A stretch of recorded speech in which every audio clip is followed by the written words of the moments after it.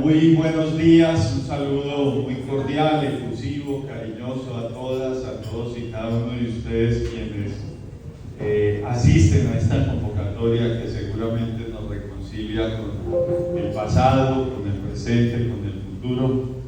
Un saludo muy cordial a nuestro alcalde Luis Carlos, muchas gracias por recibirnos aquí en su municipio, a Oscar Sánchez, compañero de Congreso con quien tenemos muy buena empatía, a pesar de que pues no militamos en los mismos lares, en los mismos proyectos, pero somos amigos entrañables y creo que la mayoría de proyectos, cuando yo los tramitaba, cuando hablábamos de la ley del árbol, de la ley de asociatividad campesina, de la ley de compras públicas, siempre encontré el apoyo en Oscar.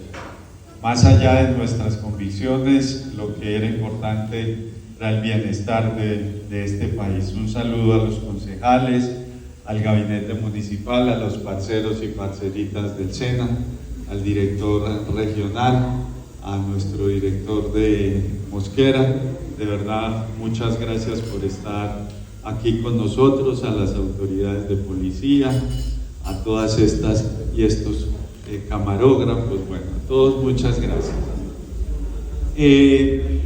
Escuchando uno el himno de Facatativá, uno se da cuenta que allí se hace mucha relación al pasado. Y hay un gran filósofo que acuñó una palabra que es bien hermosa, retrotopía, la llama Zygmunt Bauman, un filósofo sociólogo neomarxista, y Bauman dice que la tendencia del hombre moderno es volver al pasado, pero no recordándolo como fue, sino como nosotros queremos que sea. ¿Me explico? No traemos a cuento el pasado como él se dio, sino como nosotros queremos que sea. Y entonces la tendencia es que el pasado uno siempre lo narra mejor que el futuro. Y entonces empieza a existir lo que se llama una desesperanza, ¿cierto? Que es de lo que hoy sufren muchos de los jóvenes y de las jóvenes. Y otro pensador, un libro que me regaló Claudia, entonces dice, los jóvenes de hoy no tienen esperanzas porque perdieron algo que las antiguas generaciones teníamos, y era poder soñar en utopías. La utopía es eso que uno a veces cree que jamás se va a cumplir y que por no creer que puede cumplirse, entonces jamás lucha. Los jóvenes de hoy deben vivir y tener utopías para poder creer en el futuro. Nuestras generaciones, yo siempre lo digo, tuvimos utopías. Y mi utopía, desde que estudiaba en el Nacional Emilio Cifuentes, muy chiquito, siempre fue que un gobierno de izquierda llegara al poder. Yo creí que me iba a morir sin ver eso. Y por eso yo estoy en la epifanía de mi vida. Porque finalmente, después de 202 años, fíjense ustedes, 202 años, el pueblo colombiano dijo, ensayemos eso. Y claro, ese ensayo es muy importante, pero también es muy peligroso, porque los colombianos y las colombianas creen que en 2 años o en 3 años vamos a cambiar todo lo que se hizo en 200 años. Eso matemática, sociológica, antropológicamente, lógicamente, es imposible. Es imposible, ¿de acuerdo? Es como si yo dijera que voy a derrumbar este edificio con una patada en esa columna, ¿no? Desactivar tantas estructuras, muchas son buenas, hay que reconocerlo, y estamos en una que muestra que hay tradición histórica como es el SENA y que se puede construir, pero derrumbar otras va a ser imposible en 2, 3, 4 años. Por eso estamos sentando las bases para un cambio. no se va a hacer el cambio, es imposible. ¿Y qué bases estamos sentando? Y entramos entonces a hablar del SENA. Una, nuestro Servicio Nacional de Aprendizaje se aburguesó. Y se aburguesó en el sentido de que solamente empezamos a formar jóvenes para la gran empresa y para la mediana empresa.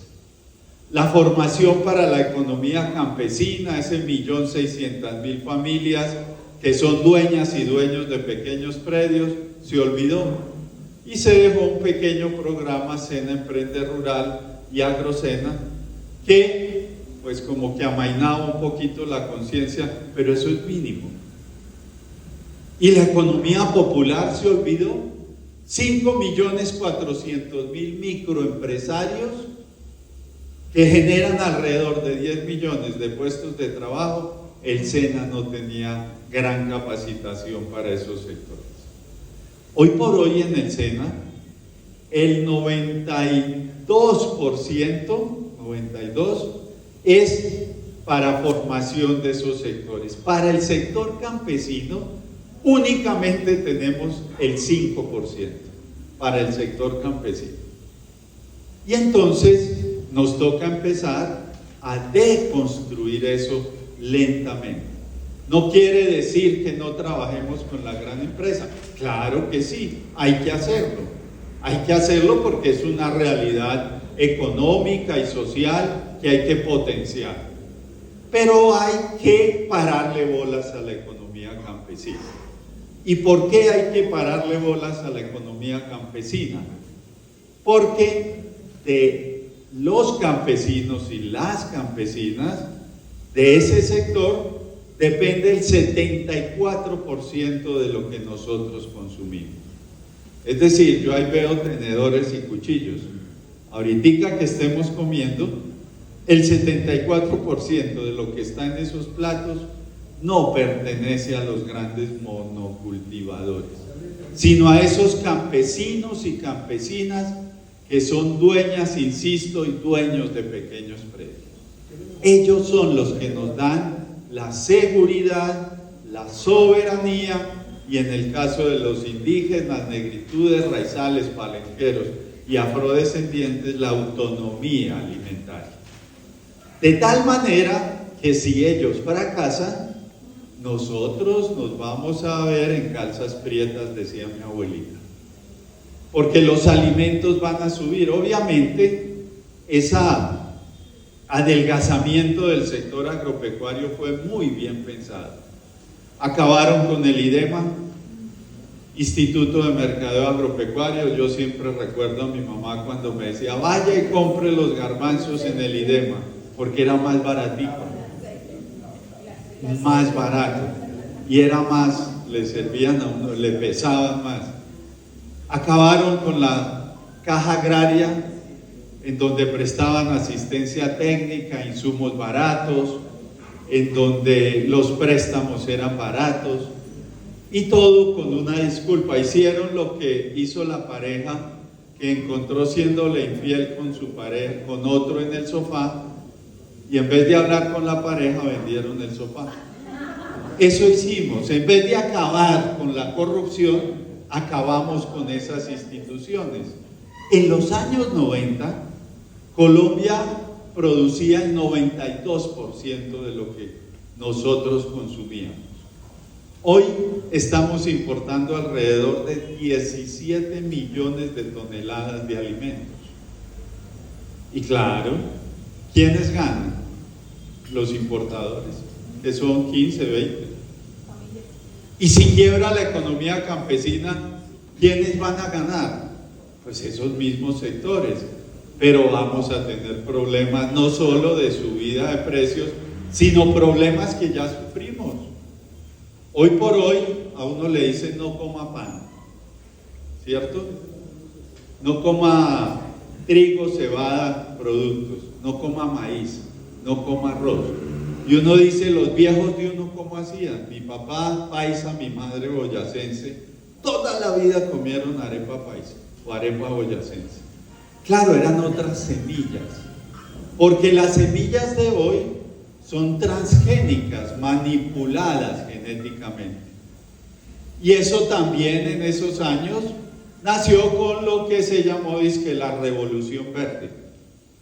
Y cuando se dio la Revolución Verde, que no es el verde que conocemos, Oscar, sino otro verde, nos dijeron, tranquilos, que si podemos manipular las semillas genéticamente, vamos a sembrar mucho y vamos a acabar con el hambre en el mundo. ¿Y se acabó con el hambre? Macumba, no se acabó con el hambre. Lo que hicieron fue traernos esos productos que ahora producen alza del colesterol, le friegan a uno gastritis. Claro, esos ya no son granos de los que las campesinas de aquí de Faca siembran, escogen y guardan, sino es otro tipo de semillas que nosotros no conocemos. Algo es cierto, parceros y parceritas, compañeros y compañeras. Y no lo dice un castrochavista, no. Lo dice el Papa Francisco en su encíclica Fratelli Tutti. Si algo nos dejó la pandemia, a todos, a liberales, conservadores, cambio radical, todos, pacto histórico, todos, creo que fue una enseñanza. Y es muy sencilla. En pandemia, las grandes farmacéuticas descubrieron sus vacunas con presupuesto de esos estados.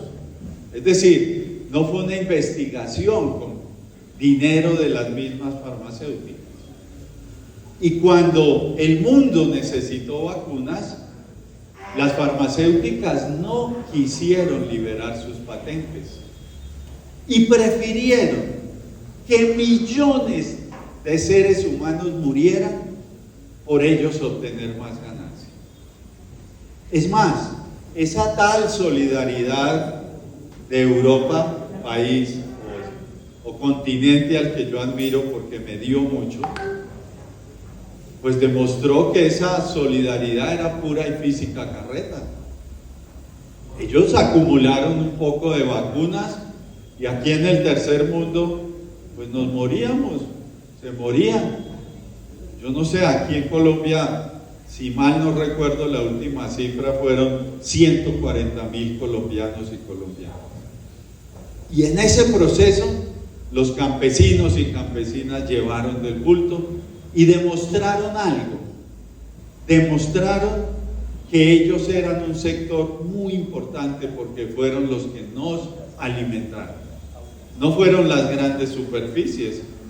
Yo recuerdo cuando nos metieron a las casas, uno veía en los noticieros cómo la gente acumulaba y metía en esos carros un poco de productos. Recuerdo que lo que más compraban era papel higiénico. Decía uno, pero ¿por qué será el papel higiénico? Eso de pronto es un indicativo de lo que nosotros creemos que es el mercado. Entonces el Papa Francisco lo que dice es, hay que cambiar el modo de producción que hoy vive la humanidad. Ese consumismo exagerado, exacerbado, no puede continuar porque el mundo se va a acabar si seguimos a ese ritmo. ¿Qué es lo que tenemos que inventar? Yo no sé, porque el comunismo fracasó, el estado de bienestar fracasó, el capitalismo está fracasando, entonces hay que inventar algo. El secreto puede estar en la economía campesina y en la economía popular. ¿Por qué? Porque esos son tipos de economía que la mayoría de ellos tienen un modo y una forma de producción de supervivencia. A un campesino no le interesa tanto ser multimillonario, ser empresario, no. Ellos tienen otra mentalidad más práctica y mucho más feliz. Recuerdo en pandemia, mi hijo menor, él asesoraba y creaba convites campesinos. Y entonces en pandemia empezaron esos convites a vender mercados orgánicos. Creo que vendían el mercado a 40.000 pesos en un municipio de Boyacá, Arcabuco, Y alguna vez mi hijo les dijo: ustedes venden a 40.000 pero no están ganando ni 5. ¿Por qué no venden a 44.000 o a 45.000 o a 50? La respuesta de los campesinos fue: nosotros no necesitamos plata, sino necesitamos alimentar a la gente. ¡Qué respuesta tan hermosa! ¿Cuál sector de la economía colombiana no quiso ganar y no están ganando plata a costa de la pandemia? El sector de las comunicaciones, el sector de toda esta tecnología, pues madre, los dueños de aerolíneas, todo el mundo quiso recuperar, y si se podía, ganar plata en la pandemia a costa de la enfermedad y de la muerte de mucha gente. ¿A qué va todo esto? A decirles que entonces nosotros estamos trabajando sin pausa y sin reposo para que nuestros aprendices y nuestras aprendices tengan la conciencia de que en el sector campesino y en el sector popular hay una gran oportunidad. Y por eso hemos construido esa política transversal que se llama Campesena. Es el trabajo con la economía campesina, y Full Popular, que es el trabajo con la economía popular. Y para ello nosotros necesitamos llegar rápidamente a esos sectores. Seguramente, alcalde, que vamos a hacer esta torre, este edificio, el año entrante vamos a tener buenos recursos. Y entonces la haremos. Pero pueden estar seguros, como dicen las monjitas, pa' Dios lindo, que eso no va a solucionar el problema. Porque apenas hagamos esa torre, con la cual me comprometí con el alcalde, con el representante Oscar, va a seguir mucho joven por fuera. Y entonces va a tocar, cuando usted sea senador, me imagino, no sé qué, otras dos torres. No, la estrategia es otra. La estrategia es que el SENA, parceros y parceritas del SENA, se salgan de las oficinas, se salgan de la comunidad que producen todos estos edificios y nos metamos a la vereda. Entonces toca empezar a echar pata. Estamos comprando unas motos para que tengan motos, estamos comprando kits para que los formadores lleguen con un kit tecnológico, no sé, el laboratorio de suelo, de aguas, drones, que el campesino aprenda a manejar drones, y viáticos para que puedan viajar. Porque si el SENA no vuelve al campo, no vamos a ser capaces de mantener la economía campesina. A los campesinos les queda muy berraco venir a estos centros, porque no tienen plata, porque les da susto. Y el problema con los jóvenes campesinos cuando vienen a estos centros es que a muchos de ellos los descampesinizamos. En todos los centros, yo estudié interno en el Emilio Cifuentes y era una delicia. Años 70, imagínense. Y cuando uno estudiaba interno, pues claro, llegábamos de la provincia, y eso ocurre en nuestros centros del SENA. Llegan los campesinos allí a estudiar y claro, tienen internet, tienen televisión, tienen buena cama. Ya después no quieren volver a la vereda, no quieren volver. Y recuerdo en todos los centros agropecuarios donde hay centros de convivencia, que es lo que corresponde a un internado, cuando estuvimos en Mosquera le decía yo a nuestros aprendices: levanten la mano los que van a volver a la vereda. Y de 200 y pico que hay, ¿cuántos son, director? ¿Cuántos? 144 levantaron la mano, 10, 15 o 20.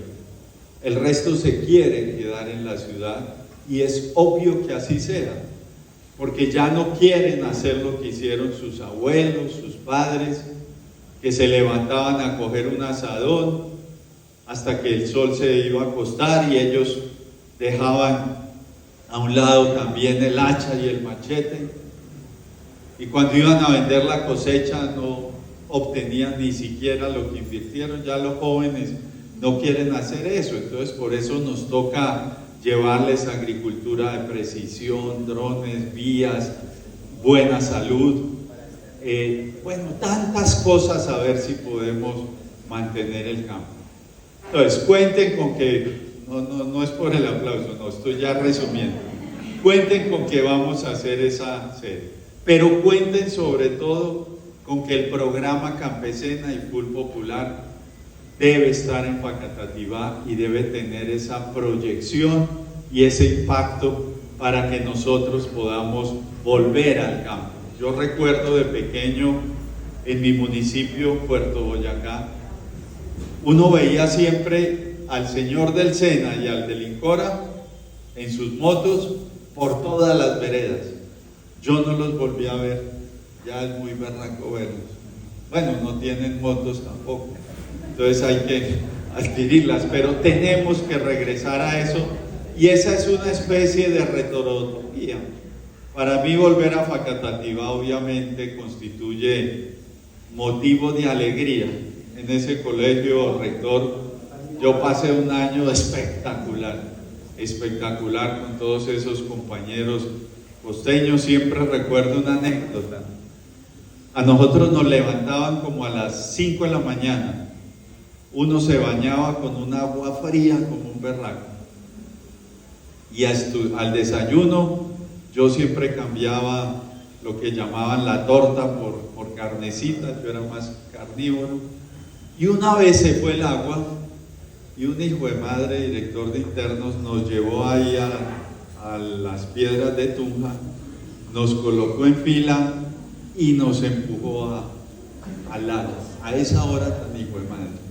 Antes no nos dio ahí, y bueno, yo siempre dije, este hijo de madre, pero nunca le pude echar un madrazo, nunca, porque ¿cómo?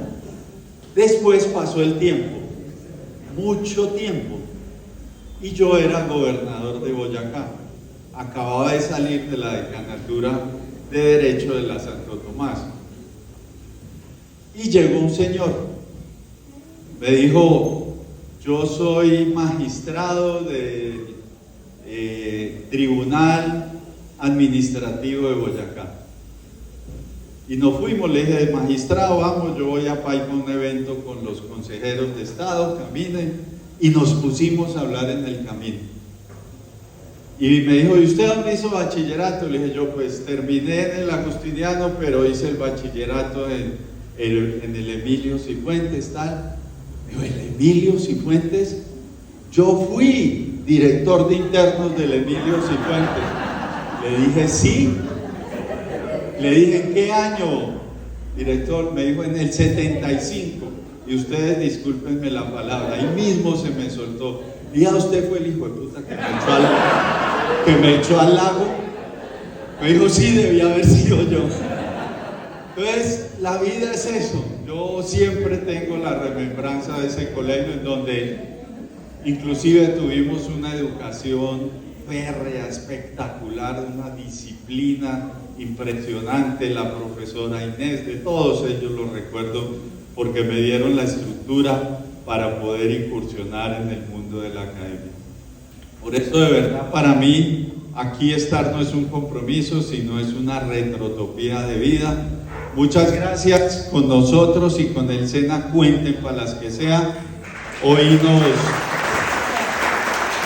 acompaña nuestro subdirector del Centro Mosquera, al cual pertenece Facatativá, nuestro director de Boyacá, nuestra directora nacional de administrativa y financiera, que es la que pondrá el billete para esa cosa, y Claudita, que es la directora financiera de formación, que será la encargada seguramente de mirar qué es lo que necesitamos.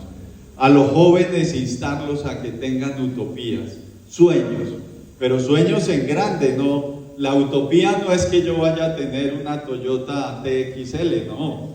Eso no es utopía, esos son caprichos.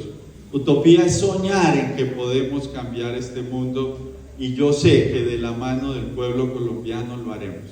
Ustedes, muchas gracias, muy amables, muy queridos.